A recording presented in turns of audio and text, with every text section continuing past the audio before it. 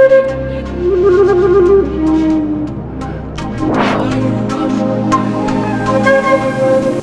my queens and kings. Welcome to Pharaoh Tarot. I'm Butterfly Williams, and I'll be serving up a moonwave reading for the waning moon in Gemini. Welcome, welcome, welcome. What we do here at Pharaoh Tarot is channel ancestral wisdom for contemporary times through tarot and oracle card readings. If what I'm about to say resonates with you, please like, share, subscribe, and comment. It really helps out the channel. If you'd like a personal reading, I am offering those. Please drop me an email in the description box below. I'd love to hear from you. Okay, let's get going. Hello, my queens and kings. Welcome to the moonwave reading for the waning moon in Gemini. And there's definitely the stamp of Gemini all over this reading. Lots here to say about how we use our tongue and why. Speaking of which, the overall energy is the Queen of Machetes, the Queen of Swords. This is an energy of having endured a lot of trials and tribulations in the past, and because of that, we've learned a lot. We've stepped into a mature wisdom, which enables us to articulate why we went through what we went through and what the lessons are of that, for others. This is very much an air of no nonsense, no tolerance for BS, of any kind. This is an air of knowing what's what and being able to tell others what's what so that our boundaries are respected, our hearts are protected, and our vision of who we are and what we can do it becomes manifest, in the mental realm. Why we are adopting this attitude of no nonsense is that we want to protect our home, our family, our community, and it goes even deeper than that because, not only are we protecting the manifestation of that, we are also protecting an era of celebration around that. That is, we're not going to settle for simply surviving. We want to thrive. And we're not going to settle for, merely being satisfied. We want to be super happy. We want to be thrilled to be alive. We want to really celebrate who we are and what we love. This is the Four of Wands energy. And we're getting really serious about this because we are planning this celebration of home, family, and community. This is the Seven of Pentacles. We are looking at the past to see what worked and what didn't work so that we can, prune the tree of reality so that all we get going forward is productive growth. And we're very, very passionate about it. The Ace of Brooms. There is an air of vitality, of thriving, of renewal, of excitement, of enthusiasm about all of this. There may be dimensions of sexuality, connected to this, especially, of course, in relationship to, people that we love, people that we desire, people that we want to attract into our lives. So there is a eruption of magnetism and power and vitality in this whole situation. We are planning to protect and nurture that vitality. We know that it's the key to a successful and thriving home life, family life, community life. And we're not going to let anyone come close to it who will not be serving our best interests. Zero tolerance for BS of any kind. We will not allow ourselves to be undermined. What's the advice? The Five of Cups. Whatever you do, do not allow yourself to become obsessed with the negative events of the past. This is no time for regret. We're going to turn around. We're going to acknowledge the Two of Cups that is right behind us, right underneath our nose. We are going to embrace the positive aspects of relationship that can nurture us and can give us what we truly need. We're not going to let our past regrets block us from seeing what we truly deserve. The Knight of Machetes. We are going to act upon our ideas. We have a mental program that we are going to manifest into the world, and we're going to act swiftly to make sure that that program is implemented and becomes a success. We want to share our ideas. We want to give other people certain kinds of notions that let them know how to, treat us with respect, and how to provide, the resources that we are seeking, especially, within the intellectual and mental realms. We are doing this because it is time not only that we acknowledge, but that others acknowledge that we have arrived. We have completed a long and arduous journey successfully. This is what this card has in common, with the Queen of Machetes. We are at the end of a cycle, and we are now ready to celebrate that cycle. Not only will we be sitting in our thrones, we will actually be dancing, on our thrones. There is a real insistence here in this Moonwave cycle that we celebrate, that we dance, that we thrive, that it not just be some dry intellectual acknowledgement of what we have done, but that there actually be, some joyous acknowledgement of what we have done. And this is reinforced by the Chariot. The Chariot is always a card about leveling up. It is always a card about moving forward. It is always about being charged with so much energy that we can't help but drive forward. This is the result of balancing opposing elements within ourselves and within our world. Once we do that, being propelled forward is automatic. The Chariot is major arcana, so it means that this process is divinely guided. It's about much more than ourselves. It's about the world realigning itself in a way that makes it possible for us to move forward and level up, to get the joyous acknowledgement of our successful completion of the journey. That is the result of us having acted, upon our ideas and sharing our notions with others, and not letting ourselves get bound up in regret, but rather turning around to incorporate the Two of Cups that offers joyous relationship to our lives. What is at the heart of the situation? Well, there's this air of being stopped by a lot of baggage. There is a recognition that we've come to the end of a journey, and yet we're still kind of clinging to the consequences of what that journey has meant for us. The baggage is weighing us down, even though it is no longer useful to us, and we're needing assistance with letting go. It appears that that assistance is arriving in the form of a King of Wands. The King of Wands is the most dynamic king in the deck. He is full of more than ideas. He's full of passion, and he knows how to translate that passion into action, such that others become excited and enthusiastic about helping the King of Wands accomplish his aims. I love the Afro Tarot deck because it really nails on the head the innate dignity of certain kinds of, indigenous African tribal rights, customs, and peoples. This figure is dressed immaculately in this, golden brocade. He's carrying this ankh wand or staff of, authority, and yet he's got this magnificent, indigo blue coat, draped beautifully around his shoulder, and then the headdress, which is also combined with a red cloth as well, suggesting, that he's able to use his crown chakra to balance the opposites, to use his mind to focus on the abundance, of his kingdom, symbolized by the golden headdress here. Behind the king are these red clouds, of, turmoil and, the wrong kind of excitement, troubles and what have you. And yet he is, serenely cloaked in blue in front of all that, because he's able to mediate and balance the negative forces with the positive forces in his own heart.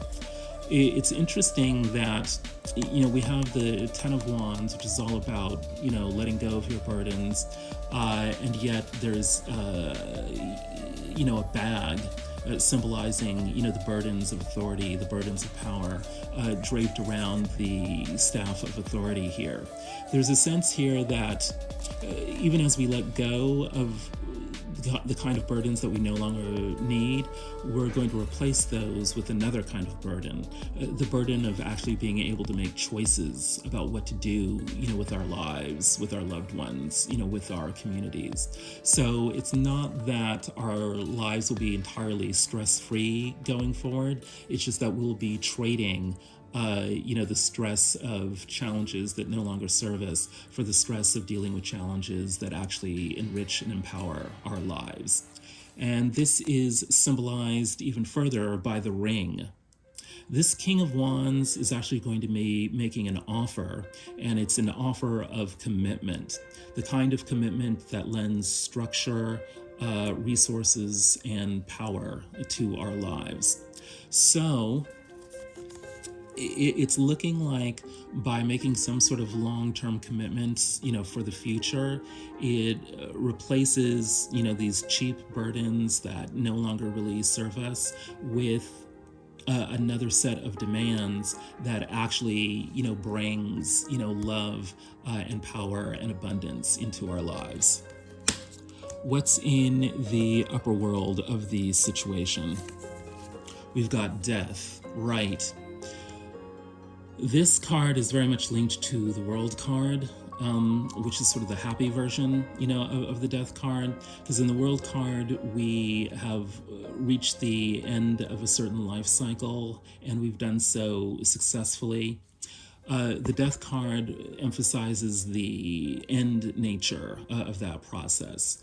This card is always about putting to a complete and total end some previous life process or situation that is no longer serving us and that is holding us back. This card is very much about clearing out, all the sorts of cheap endeavors that distracted us from creating room for the ring, to show up in our lives. We have another king here, the King of Discs. Apparently, this process of total and complete ending is being facilitated by a person of abundance, someone who is wise about how to manifest, financial and other material resources that enable us to live, in comfort and security. The Adinkra symbol is UAC Kanea, UAC lights, a symbol of undesirable technological and economic advancement. This is sort of like the ultimate digital detox card. There's a suggestion here that doom scrolling on our phones is not going to be serving us. Dealing with 110 different emails, whether they're from, friends or coworkers or what have you, is not going to lead us to happiness. There's something here about getting out of the house, getting away from the computer, having live interactions with real human beings, engaging in, celebrations, with other people, our neighbors, our friends, and what have you, that is going to do a much better job of helping us to meet or deal with the King of Pentacles in our lives, that can finally, swoop us away from whatever situation was dragging us down. And what's the motivation of this situation? Negotiation, needing to figure out who to give support to and who to ask for support from, give and take. This is the Six of Pentacles. There is something in this situation where, we're not going to be able to let go of the burdens that are crushing us unless we figure out, how to ask for help from the right people or how to give help to the right people. There's definitely some kind of blockage, to the flow here that is, undermining the commitments that we need to make in order to compel our lives forward. And we know that this is causing us a great deal of anxiety because we've got the Nine of Swords here. We can't get the right kind of sleep at night. We may be waking up feeling exhausted, like we haven't slept at all. There is a certain kind of darkness that is going on here that is troubling our dreams, and our sleep. And it's leaking into our daily lives because of overthinking. This card is analysis with all these various medical or scientific spatulas that were used to, slice and dice various kind of substances to figure out what they were and, what they could do.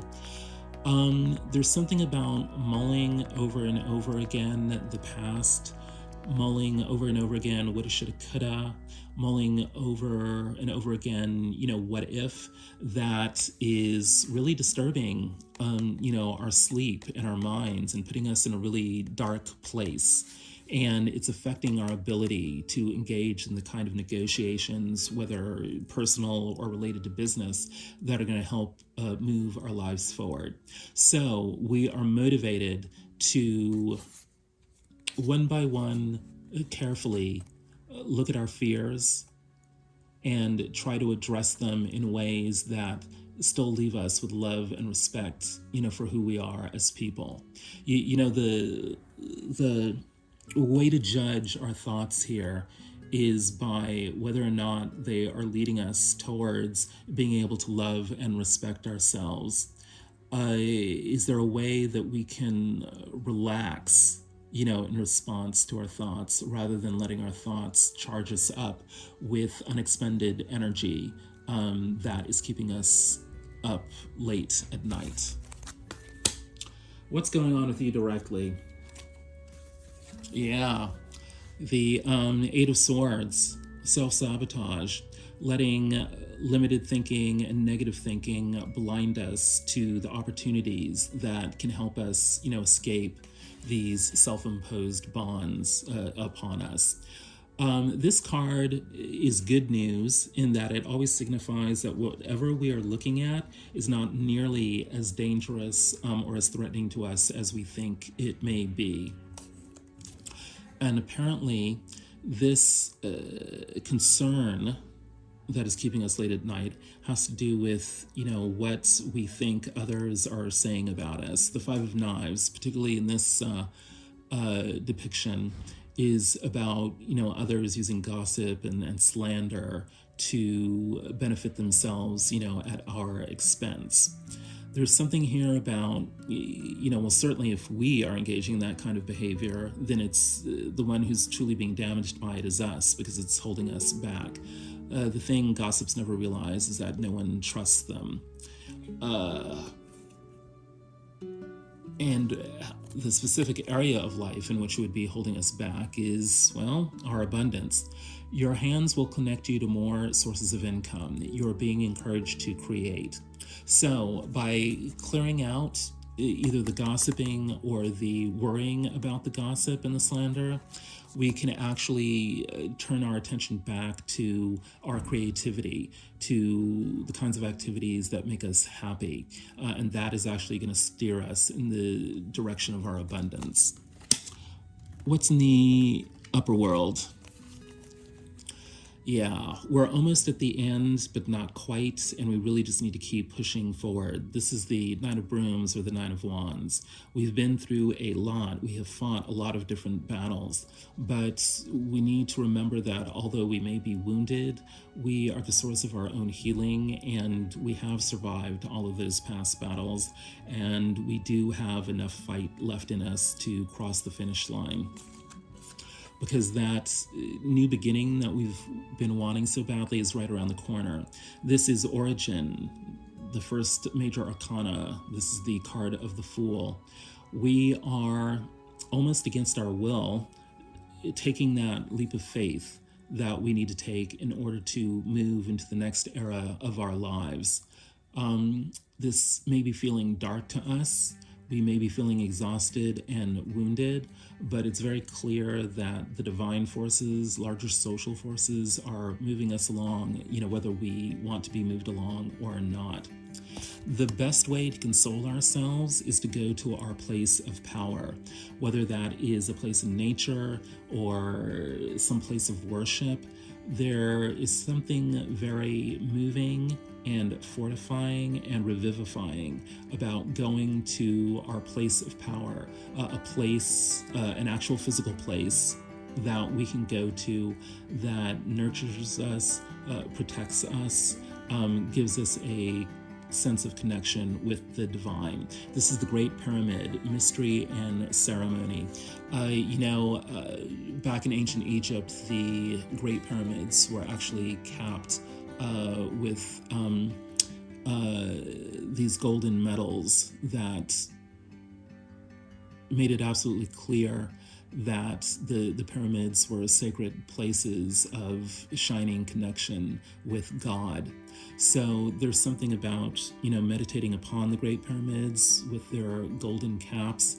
There's something about going to a place that connects us with our crown chakra energies that is absolutely necessary to correct, any nightmarish visions we have of making that leap of faith that we need to make and removing any doubt that we will cross the finish line and cross it soon. What is in the motivation here? You are the Queen of Cups, so you absolutely have what it takes to connect with more abundance and to address, whatever challenges, whether it be, haters or your own self-doubts. You've got the inner resources to heal yourself, give yourself support, be that source of strength for your loved ones. You have the power to create beauty in your life, whether it's artistic beauty, creative beauty, or emotional beauty, spreading love and joy and compassion to those that you care about. You are motivated by becoming your absolute best self and to acknowledging and nurturing the radiance within that allows you to enjoy deep connections with others. That is what is motivating you. And you're being aided in this through the Ace of Blades. This is a great energy to have with the Queen of Machetes overall energy, because the Ace of Blades is about a new way of thinking. It's about being mentally sharp. It's about being endowed with, a gift from God that enables you to use your brain for the benefit of yourself, and others. So you're being gifted with a certain kind of clarity here. The fears that you have about what others might be saying about you are simply meant to sharpen your own faith in yourself and your faith in your own, emotional and creative abilities. Your power animal for the moonwave cycle is the fire salamander. This symbolizes being able to clear blockages, which is, a great resonant message for the Ace of Blades, because you can use the Ace of Blades to clear out blockages. You are undergoing a necessary transformation. Be open to growth and change. Cleanse all areas of your life to restore balance. Part of this death cycle for you is about decluttering. You are simply getting rid of what no longer serves you on every single area of your life, whether it's, within your own mentality, whether it's with, friends and family who are not supporting you in the way that you deserve to be supported, whether it's, leaving a job that is robbing you of your vitality and your joy. You are being considered to use the power of fire to burn out what no longer works for you. And you need to make sure that you yourself are not burnt out, that you are receiving, the nourishment and the support and the freedom that you need to truly be all that you can be. What is going on with the other? And let's remember that the other can be what you think about the other people in your life, or what other people in your life think about you. Well, there's a certain sense of dynamicism that is going on with the other because they've got the King of Brooms. The King of Brooms is dynamic, vital, vibrant, charismatic, and also very action-oriented because he's full of passion. And he's manifesting actions that make other people excited and enthusiastic to be around him and to support him and to help him actually do, what he needs getting done. So there's a sense that the other has a very clear plan for what they're wanting to do, and they're actually out organizing people and mobilizing them to get it done. There is a sense that he knows that other people are not necessarily convinced about his plan, so he is getting up on his soapbox and defending it. This is the Seven of Sticks or the Seven of Wands. This is about not only knowing what you want to do, but speaking up about it and defending it against the challenges of others. And, the way it's depicted here, we get the sense that this person is definitely being poked and prodded and, provoked, around, his plans, maybe even perhaps being mocked, for, his plans. But he's got the biggest wand of all here, and even what looks like a bit of a lantern here. So there is a firm righteousness here, even an indignation, how dare others, challenge, what my vision is. But the defense of his vision is in full swing here. And when I say he, I'm only referring to the masculine energy. This could be man, woman, non-binary, what have you. But there's definitely a sense of I'm standing up for what I believe in. And this is meant to promote a process of forgiveness and healing. As you forgive and heal, your love life becomes brighter and healthier. We know that you may be concerned about, what others have done in the past and what they might be saying, about you now. There's something about this other where there's an acknowledged need for forgiveness and healing here, whether it's your own or their own. So this process of defending oneself and speaking up for what one believes in has to do with, seeking or giving forgiveness and healing. What's in their upper world?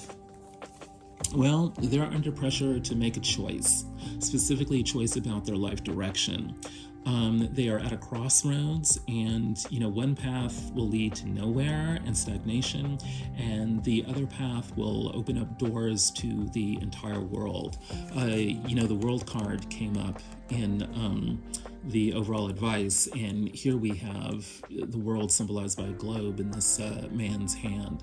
So there's a sense here about this choice has to be made correctly in order to surmount this barrier that separates, the rest of the world, from the other. So there's a lot of pressure here to, do the right thing. And here we have the Queen of Swords showing up again, Ia Cutlass.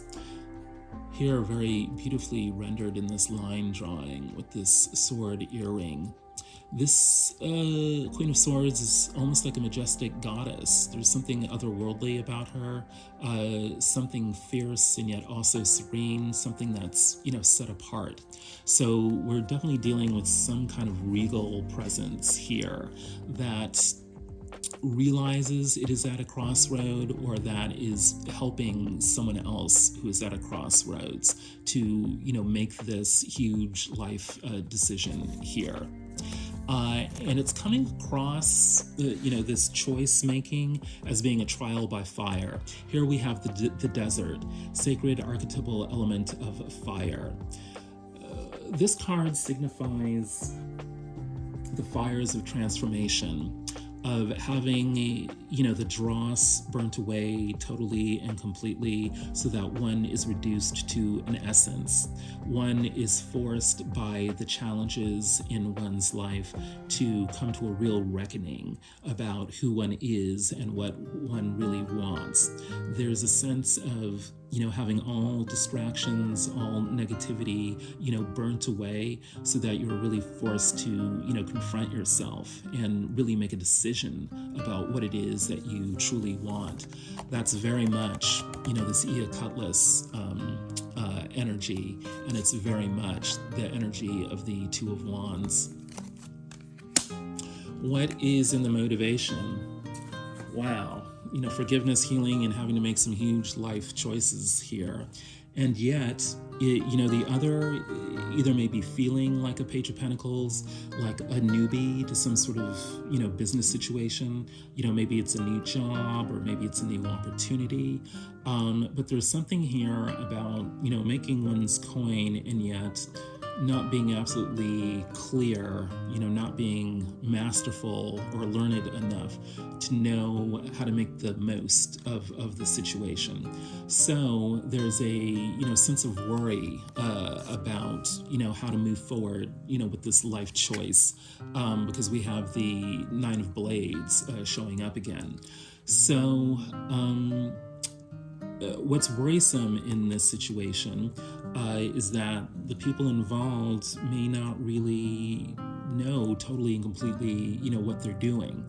On the plus side, they are committed, they are hardworking, they will not easily, shrink from the challenges imposed upon them, but there's a great deal of anxiety, both within the person who's new to the situation and the people who have to deal, with that new person. And it's looking like part of this anxiety has to do with deceit. From a lie, the truth is born. We know that there's been a lot of concern about, what are people thinking about us? What kind of data inputs, are being placed into their life decisions and the decisions that they are making about me. And it's not really, giving us a lot of support or calming us down to know that certain lies, might be told about the people involved. Perhaps this new person is anxious because he knows that lies have been told, about him. Or perhaps, the others are nervous about this new person because they know that he is not always, truthful about who he is or what he wants or where he's going. So there's a great deal of doubt that's underpinning the bluster of, this King of Wands, who's very much under the pressure of needing to figure out which path to go down. What is in the outcome? Well, it looks like some kind of offer is going to be made here. We know that the situation involved the ring, some kind of commitment, right? Well, that commitment is going to be extended. The Knight of Cups. All of the knights are about, action in some arena of life. The Knight of Cups is about action in terms of love, emotional support, creativity. So some kind of offer is going to be made here that extends support on some level, and that enables the creativity, or the vision making of the people involved. This offer will be made even though, more information would be desired about, who the person is or, what the group involved is really about. But the offer could also be made because of what was learned, about the people involved. There may be certain, restrictions or limitations, placed on the offer based on, what was learned. Or, alternately, the offer could be made and there could be certain enhancements to the offer that are made, based on, what was learned. So all the pages are about messages, of some sort. When we're talking about the Page of Swords, we're specifically talking about messages that, bring new information to light. And this enables you to, not only get that new beginning that you've been wanting, but it also enables you to actually begin designing your life. You will feel a new sense of being the master of your life, and you'll have new ideas sparked, within you about what to do with your life. What's in the upper world? The Hanged Man, right. There is still this air of things having been shaked up and turned upside down, perhaps feeling like, some sort of rug has been pulled out from under you. But this is not necessarily a bad thing. If you are finally being put on the path to, your new destiny, the new cycle of life, in your journeys upon this earth, then you're going to feel, the Hanged Man energy. You may not be able to, immediately act right away, on designing your life, but that's simply because you're still in the shock of the new, of having, finally realized that there is a new opportunity that you are actually able to step into, embrace, and do something with. And it's complicated by the Five of Wands energy here, because not only have you survived the competition of the past, but now you're being given access to a whole new set of competitors to make your life, interesting. Live like it's your last day on Earth. Right. It's a jungle out there, but you know how to deal with that jungle because you've been dealing with the jungle for, all of your life, basically. But it's now time, having passed through the fires of transformation, for you to really begin living life according to the most sacred essentials of who you are and what you want.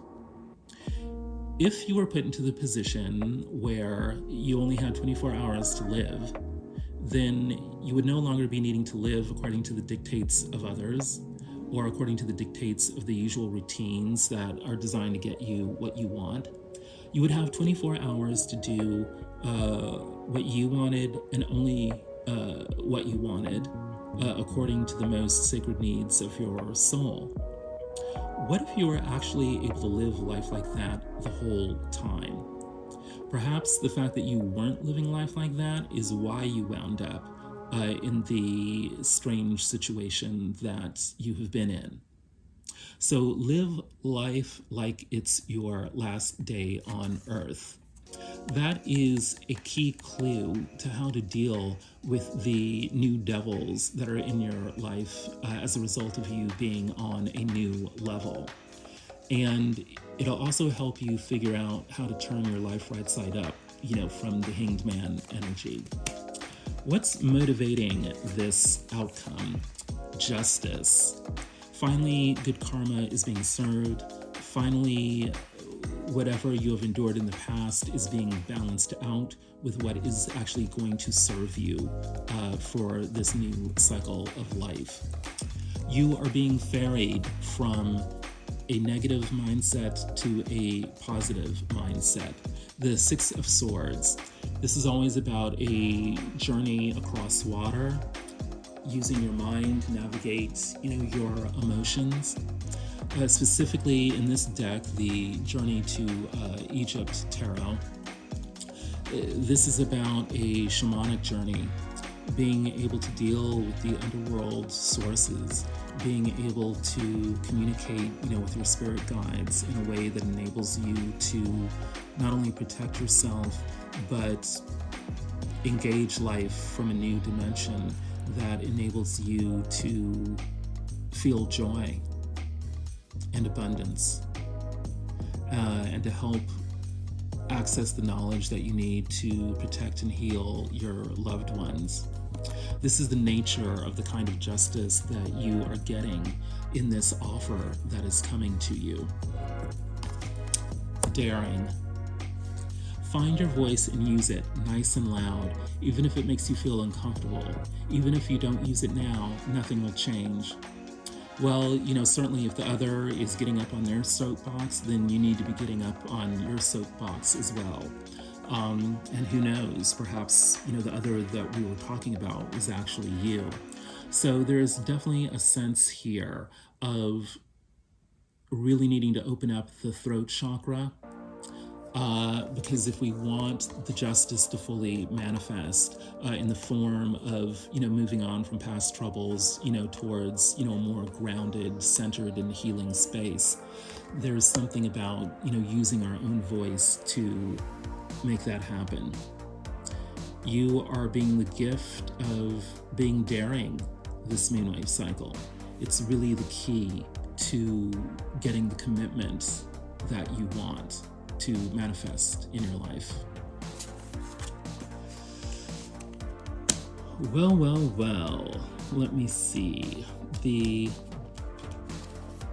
King of Brooms was a double card. The Queen of Machetes was a double card. And these three cards are sort of what is helping us deal with the waning moon and Gemini energy here. Our anxiety about the past, our anxiety about the present circumstances, our anxiety about what might happen to us in the future is really dragging us down. But we're being given the Queen of Machetes energy here to cut through all of that anxiety. We're needing to realize how our past trials and tribulations have made us very, very strong. And we're needing to accept the wisdom that we've learned from all that, to say that, enough is enough with letting our minds, run amok with worry. And instead, we're going to replace that with a meditative commitment to calmness, to creating a silent space, within our mind and hearts that allows us to receive validation of our own strength. Because what we're meant to become is the King of Brooms. We're meant to be vital and vibrant and dynamic, charismatic. We're meant to be able to access visions and manifestations of actions that bring joy and abundance and love into our lives. This is what is actually going to be materializing this moonwave cycle. And it materializes in the form of a ring, some kind of commitment that enables us to bring fulfilling relationships of joy, love, and abundance into our lives. Well, my kings and queens, that is the moonwave reading for the waning moon in Gemini. If anything I've said resonates with you, please like, share, subscribe, and comment. It really helps out the channel. And if you'd like a personal reading, I'm definitely offering those, and you can reach me at the email address in the description box below. I'd love to hear from you. The ancestors have spoken.